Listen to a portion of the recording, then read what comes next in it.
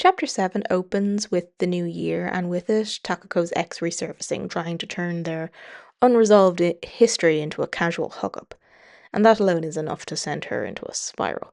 There's a line here that really matters. She says, "It makes me realize once again none of these things had ever been resolved." And I wrote in the margins, see, this had just been a sedative. The books, the sleep, the routine, none of it actually dealt with the wound. When she finally tells her uncle what happened, she realizes something about herself. She says, "I'd wanted someone to console me. I wanted someone to take care of me," which is honest, uncomfortable, but honest.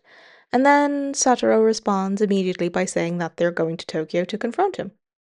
Takako is dumbfounded. She says this reaction was totally unexpected.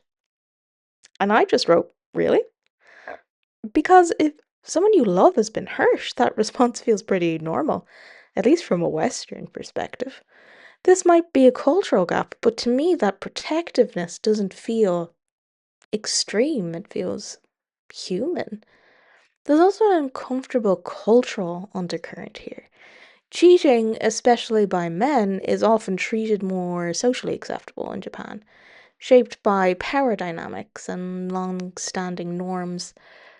That context matters when we look at Takako's shock and her instinct to minimize what happened. They argue, she resists going, and he calls out her contradictions and suggests that it might just be ego. And honestly, I wrote, hell yeah, you tell her. Then there's a line that stopped me. "Don't run away from it, Takako. I'm with you. Don't run away."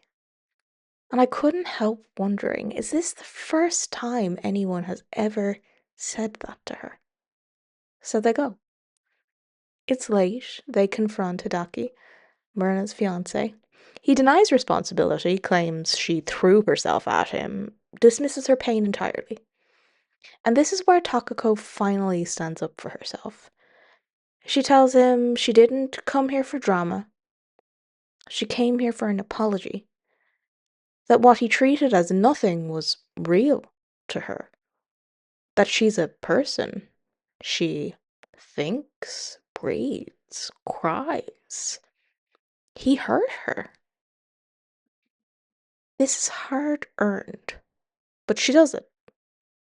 Hidaki brushes her off, threatens to call the police, and shuts the door. Which feels painfully realistic. What's stranger is that Takako says she'd known from the beginning that this wasn't all his fault. And that's complicated because in the opening chapter she was blindsided. There was no indication she knew about another woman. So this reads less like truth and more like self-protection, a way of dulling the impact of what actually happened. They leave. No justice, no closure, just the aftermath and knowledge that avoidance doesn't erase harm.